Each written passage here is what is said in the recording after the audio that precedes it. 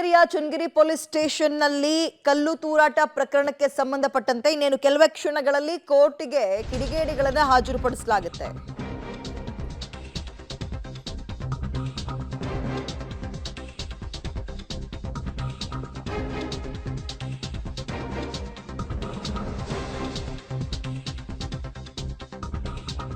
Channagiri police ಠಾಣೆಯ ಮೇಲೆ ಕಲ್ಲು ತೂರಾಟ ಪ್ರಕರಣಕ್ಕೆ ಸಂಬಂಧಪಟ್ಟಂತೆ ಕೆಲವೇ ಕ್ಷಣಗಳಲ್ಲಿ ಕೋರ್ಟ್ಗೆ ಕಿಡಿಗೇಡಿಗಳನ್ನು ಹಾಜರುಪಡಿಸಲಾಗುತ್ತೆ. ಸುಮಾರು 25 ಜನರನ್ನ ಬಂಧಿಸಿದ್ದು ಕೋರ್ಟ್ಗೆ ಇವತ್ತು ಪೊಲೀಸರು ಹಾಜರುಪಡಿಸುತ್ತಾರೆ. ಮಗದೊಂದು ಕಡೆ ಕಿಡಿಗೇಡಿಗಳ ವಿರುದ್ಧ ಕಾನೂನು ಕ್ರಮಕ್ಕೆ ಹಿಂದೂ ಸಂಘಟನೆಗಳು ಪ್ರತಿಭಟನೆ ಕೂಡ ಮಾಡ್ತಾ ಇದ್ದಾವೆ. ಚನ್ನಗಿರಿಯಲ್ಲಿ ವಿಎಚ್ಪಿ ಬಜರಂಗದಳ ಪ್ರತಿಭಟನೆ ಮಾಡ್ತಾ ಇದ್ದು ರಾಜ್ಯ ಸರ್ಕಾರದ ವಿರುದ್ಧ ಧಿಕ್ಕಾರ ಕೂಗಿ ಪ್ರತಿಭಟನೆ ಮಾಡ್ತಾ ಇದ್ದಾರೆ. ಚನ್ನಗಿರಿ ಪಟ್ಟಣದ ಆಂಜನೇಯ ದೇವಸ್ಥಾನದಿಂದ ತಹಶೀಲ್ದಾರ್ ಕಚೇರಿವರೆಗೂ ರ್ಯಾಲಿಯನ್ನು ಹಮ್ಮಿಕೊಂಡಿದ್ದಾರೆ. ಮಗದೊಂದು ಕಡೆ ಕೆಲವೇ ಕ್ಷಣಗಳಲ್ಲಿ ಸಿಸಿಟಿವಿ ಫುಟೇಜ್ ಅನ್ನು ಆಧರಿಸಿ ವಿಡಿಯೋಗಳನ್ನು ಆಧರಿಸಿ ಎಷ್ಟು ಜನರ ಮೇಲೆ ಅನುಮಾನ ಇತ್ತು, ಆರೋಪ ಕೇಳಿ ಬಂದಿತ್ತು ಅಷ್ಟು ಜನರನ್ನ ಒಟ್ಟು ಒಂದು 25 ಜನರನ್ನ ಅರೆಸ್ಟ್ ಮಾಡಿದ್ರು ಪೊಲೀಸರು. ಅವ್ರನ್ನ ಕೋರ್ಟ್ಗೆ ಹಾಜರುಪಡಿಸ್ತಾರೆ. ಇದು ರಾಜಕೀಯ ತಿರುವನ್ನ ಈ ಪ್ರಕರಣ ಪಡೆದುಕೊಂಡಿದ್ದು ಇದೀಗ ರಾಜ್ಯ ಸರ್ಕಾರದ ವಿರುದ್ಧ ಧಿಕ್ಕಾರ ಕೂಗಿ, ಯಾಕಂದ್ರೆ ತನಿಖೆ ಆಗದೆ ಪೊಲೀಸರ ಮೇಲೆ ಒಂದು ಕ್ರಮಕ್ಕೆ ಮುಂದಾಗಿತ್ತು, ಸಸ್ಪೆಂಡ್ ಮಾಡಿತ್ತು ರಾಜ್ಯ ಸರ್ಕಾರ. ಹಾಗಾಗಿ ಪ್ರತಿಭಟನೆ ಮಾಡ್ತಿದ್ದಾರೆ.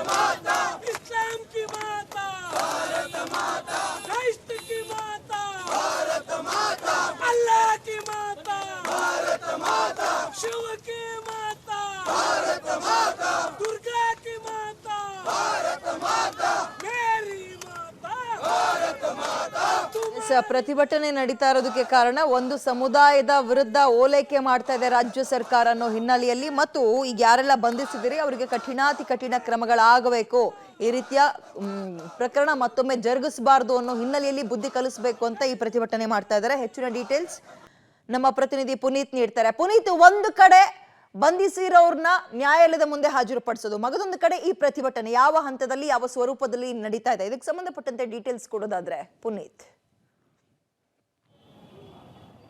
ಖಂಡಿತವಾಗ್ಲೂ ವಿದ್ಯಮಾನ ಚನ್ನಗಿರಿ ಪೊಲೀಸ್ ಠಾಣೆ ಮೇಲೆ ಕಲ್ಲು ತೂರಾಟ ಪ್ರಕರಣಕ್ಕೆ ಈಗಾಗಲೇ 25 ಜನರನ್ನು ಕೂಡ ಬಂಧನ ಮಾಡಿರುವಂಥದ್ದು, ಮತ್ತೆ 30 ಜನಕ್ಕೂ ಹೆಚ್ಚು ಜನರನ್ನ ಅಂದರೆ ಕಲ್ಲು ತೂರಾಟ ಮಾಡಿದಂತಹ ಜನರನ್ನ ಒಂದು ವಶಕ್ಕೆ ಪಡೆದಿರುವಂಥದ್ದು. ಪ್ರಮುಖವಾಗಿ ಇವತ್ತು ಮಧ್ಯಾಹ್ನ 12 ಗಂಟೆ ಒಳಗೆ ಬಂಧನ ಮಾಡಿದಂತಹ 25 ಜನರ ಕಿಡಿಗೇಡಿಗಳನ್ನು ಕೂಡ ಕೋರ್ಟ್ ಮುಂದೆ ಹಾಜರಾಗ್ತಾರೆ. ನಿನ್ನೆ ನ್ಯಾಯಾಲಯದ ನ್ಯಾಯಾಧೀಶರ ಮುಂದೆ ಹಾಜರುಪಡಿಸಿ ಅವ್ರನ್ನ ದಾವಣಗೆರೆಯ ಕಾರಾಗೃಹಕ್ಕೆ ಕಳಿಸಿದ್ರು. ಈಗ ಓಪನ್ ಕೋರ್ಟ್ಗೆ ಹಾಜರುಪಡಿಸುವಂಥ ಹಿನ್ನೆಲೆಯಲ್ಲಿ ಚನ್ನಗಿರಿ ಕೋರ್ಟ್ಗೆ ಇನ್ನೊಂದು ಕೆಲವೇ ನಿಮಿಷಗಳಲ್ಲಿ ಕೂಡ ಅವರು ಬಂದು ಹಾಜರುಪಡಿಸ್ತಾರೆ. ಪ್ರಮುಖವಾಗಿ ಈ ಘಟನೆಯನ್ನು ಅಂದರೆ ಚನ್ನಗಿರಿ ಪೊಲೀಸ್ ಠಾಣೆ ಮೇಲೆ ಕಲ್ಲು ತೂರಾಟ ಪ್ರಕರಣವನ್ನು ಖಂಡಿಸಿ ಹಿಂದೂ ಪರ ಸಂಘಟನೆಗಳು ಕೂಡ ಸಾಕಷ್ಟು ಒಂದು ಆಕ್ರೋಶವನ್ನು ಕೂಡ ವ್ಯಕ್ತಪಡಿಸ್ತಾ ಇರುವಂಥದ್ದು, ಮತ್ತೆ ರಾಜ್ಯ ಸರ್ಕಾರದ ವಿರುದ್ಧ ಒಂದು ಕಿಡಿಯನ್ನು ಕಾರ್ತಾ ಇರುವಂಥದ್ದು. ರಾಜ್ಯ ಸರ್ಕಾರ ಮುಸ್ಲಿಮರ ಹೋಲೈಕೆ ಮಾಡ್ತಾ ಇದೆ. ಆ ಹಿನ್ನೆಲೆಯಲ್ಲಿ ಈ ಎಲ್ಲ ಘಟನೆಗಳು ಕೂಡ ಸಂಭವಿಸವೆ. ಹುಬ್ಳಿ ಆಗಿರ್ಬೋದು, ಮತ್ತೆ ಕೆಜೆಹಳ್ಳಿ, ಡಿಜೆಹಳ್ಳಿ ಈ ಎಲ್ಲ ಪ್ರಕರಣಗಳು ಕೂಡ ಇದೇ ರೀತಿಯಾಗಿ ಆಗಿದೆ ಅನ್ನುವಂತಹ ಮಾಹಿತಿಯನ್ನು ಕೂಡ ಹೇಳ್ತಾ ಇರುವಂಥದ್ದು. ಮತ್ತೆ